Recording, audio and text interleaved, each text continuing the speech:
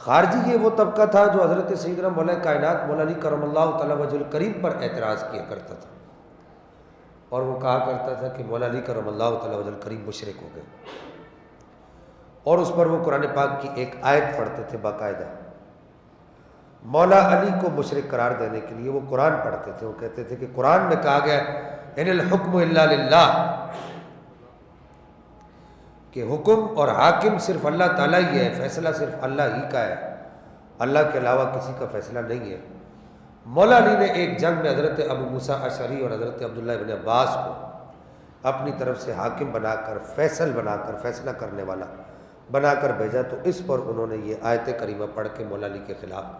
Propaganda کیا کہ علی جو ہے لوگوں کو حاکم بنا رہا ہے، اللہ کہتا ہے کہ حاکم میں ہوں۔ اس وجہ سے مولا علی مشرک ہو گئے کہ مولا علی نے اللہ کی صفت بندوں کے اندر منتقل کر دی، تو علی مشرک ہے۔ اس کے برعکس ایک طبقہ وہ بھی رہا ہے ماضی بعید میں مولا علی کے دور میں، جو مولا علی کو رب تک کہتا تھا کہ علی رب ہے، علی جو کرے اس کی مرضی وغیرہ وغیرہ۔ تو یہ ابتدائے اسلام سے ہی ان فرقوں نے سر اٹھائے۔ یہ بھی آپ کو عرض کر دوں کہ نبی پاک صلی اللہ تعالیٰ علیہ وسلم کے دور میں ان فرقوں نے سر نہیں اٹھائے، ابتدائے اسلام سے مراد یہ نہیں ہے۔ حضرت سیدنا ابو بکر صدیق رضی اللہ تعالیٰ وردہ عنہ کے دور میں ان فرقوں نے سر نہیں اٹھائے، اور حضرت عمر کا دور تو بڑا سخت ترین دور تھا کہ اس کے اندر بھی یہ لوگ سر نہیں اٹھا سکتے تھے۔ نبی پاک صلی اللہ تعالیٰ علیہ وسلم کی وفات ظاہری کے بعد، آپ کے وصال با کمال کے بعد، چونکہ خیبر سے یہودیوں کو نکال دیا گیا تھا، نبی پاک صلی اللہ تعالیٰ علیہ وسلم اور آپ کے صحابہ نے باقاعدہ جنگ کی تھی، تو یہودی چونکہ شروع سے ایک ماسٹر مائنڈ قوم ہے، تو انہوں نے یہ سوچا کہ کسی طریقے سے اسلام کا روپ دھار کے اسلام کے اندر رہ کر اسلام کو نقصان پہنچایا جائے۔ تو حضرت ابوبکر صدیق رضی اللہ تعالیٰ وردہ عنہ کا دور بھی بڑا سخت دور تھا، آپ اسلام کے معاملے میں بڑے سخت تھے۔ ویسے تو آپ کی مثال یوں دی جا سکتی ہے کہ ہو حلقہ یارہ تو بریشم کی طرح نرم۔ تو حلقہ یارہ میں تو آپ ریشم کی طرح نرم تھے، لیکن جب اسلام کی عزت کی بات آتی تھی تو آپ فوراً تلوار کھینچ لیا کرتے تھے، یہاں تک کہ حضرت سیدنا ابوبکر صدیق رضی اللہ تعالیٰ عنہ وردہ عنہ نے جب مانعین زکوٰۃ کے خلاف اعلان جہاد کیا، اس وقت حضرت ابوبکر صدیق رضی اللہ تعالیٰ عنہ وردہ عنہ نے ارشاد فرمایا کہ اگر کوئی آدمی بیت المال کے اندر بطور زکوٰۃ کے اپنے جانور کی رسی بھی لا کر جمع کراتا تھا، اس نے اب اپنے جانور کی رسی بھی دینے سے انکار کیا، تو ابو بکر کی تلوار ہوگی اور اس کی گردن ہوگی، تب اسلام اور کفر کا فیصلہ کیا جائے گا۔ آپ اسلام کو بچانے کے معاملے میں اتنے سخت تھے، تو بہرحال یہود و نصارہ بالخصوص یہودی وہ حضرت ابوبکر صدیق کے دور میں بھی داخل نہیں ہو سکے پروپیگنڈے کرنے کے لیے۔ حضرت عمر فاروق کا 10 سالہ دور تو وہ تو ایک سنہرا دور تھا اور بڑا سخت دور تھا۔ آپ نے بیٹھتے ہی منبر خلافت پر، نبی پاک صلی اللہ تعالیٰ علیہ وسلم کی خلافت کی جگہ پر بیٹھتے ہی آپ نے یہ اعلان کیا کہ سن لو، جو مجھے جانتا ہے وہ جانتا ہے، جو نہیں جانتا تو وہ جان لے،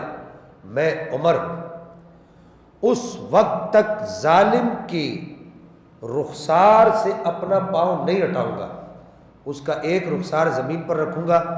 اور دوسرا رخسار کے اوپر اپنا پاؤں رکھوں گا، اس وقت تک اپنا پاؤں ظالم کے رخسار سے نہیں ہٹاؤں گا جب تک وہ اپنے ظلم سے توبہ نہیں کر لے گا۔ اس دور کے اندر بھی یہودی اپنے اس ٹارگٹ کے اندر کامیاب نہیں ہو سکے۔ اب ہوا یہ کہ حضرت عثمان غنی کا دور آیا، تو حضرت عثمان غنی کے دور کے اندر یہ لوگ داخل ہو گئے، اور انہوں نے جو پہلا پروپیگنڈا کیا، وہ پہلا پروپیگنڈا جناب مولا کائنات مولا مرتضیٰ کرم اللہ تعالی وجہ الکریم کی شان کی جو احادیث ہے اور آپ کی شان میں جو نازل کردہ آیات ہیں، ان آیات کے ذریعے سے لوگوں کے ذہن خراب کرنا شروع کیے، اور مولا علی کرم اللہ تعالیٰ وجہ الکریم کو نبی پاک صلی اللہ تعالیٰ علیہ وسلم کا وزیر اس معنی میں ڈکلیئر کرنے کی کوشش کی کہ وزارت عظمیٰ اور خلافت عظمیٰ اور خلافت کبریٰ جناب مولا کائنات مولا علی کرم اللہ تعالیٰ وجہ الکریم کا حق تھا۔ حضرت مولا مرتضیٰ کرم اللہ تعالی وجہ کریم کو نبی پاک نے کہا کہ من کنت مولا فعلی مولا، نبی پاک نے حضرت مولا علی کو کہا، تو مولا علی کرم اللہ تعالی وجہ کریم نبی پاک کے ولی ہیں، یعنی آپ کے وارث ہیں، تو وارث کا حق زیادہ بنتا ہے۔ اور اس طرح کر کے پھر قرآن کی آیتیں پڑھی، نبی پاک صلی اللہ تعالی علیہ وبارک وسلم کو آپ نے کہا کہ یا علی انت اخی فی الدنیا والآخرہ، اے علی تو دنیا اور آخرت میں میرا بھائی ہے۔ اور قرآن یہ کہتا ہے سورہ طٰہٰ کے اندر رب اشرح لی صدری ویسر لی امری واحلل عقدۃ من لسانی واجعل لی وزیرا من اہلی ہارون اخی اشدد بہ ازری۔ یہ آیت قرآن کی پڑھ کے کہ حضرت موسیٰ علیہ السلام نے کہا کہ اے اللہ میرا بھائی جو ہارون ہے اس کو میرا وزیر بنا دے۔ یہ آیات پڑھ پڑھ کے لوگوں کے ذہن، یہ پہلا پروپیگنڈا جو عبداللہ بن سبا یہودی نامی آدمی نے کیا، اور پھر بعد میں چل کے وہ پورا ایک مذہب بن گیا جس کو رافضی مذہب کہا گیا۔ حضرت ابو بکر عمر اور حضرت عثمان کا تو چونکہ دور تھا، حضرت عثمان کے خلاف بھی یہ پروپیگنڈا کیا گیا۔ تو بہرحال یہ پہلا وہ پروپیگنڈا تھا جس نے اسلام کی بنیادوں کو، اسلام کی ان مضبوط بنیادوں کو، جن بنیادوں کے اندر نبی پاک صلی اللہ تعالی علیہ وبارک وسلم نے اپنا خون بھی ڈالا،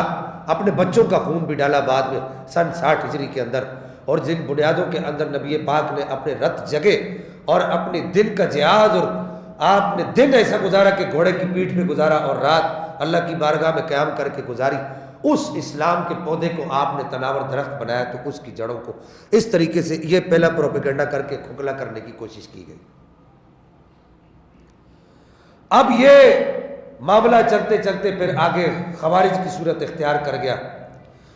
اسلام کو سب سے زیادہ جو نقصان دیا گیا، یہ بات یاد رکھیے گا، سب سے زیادہ دین اسلام کو جو نقصان دیا ہے وہ مولا علی کے نام پر دیا گیا۔ اگرچہ ہم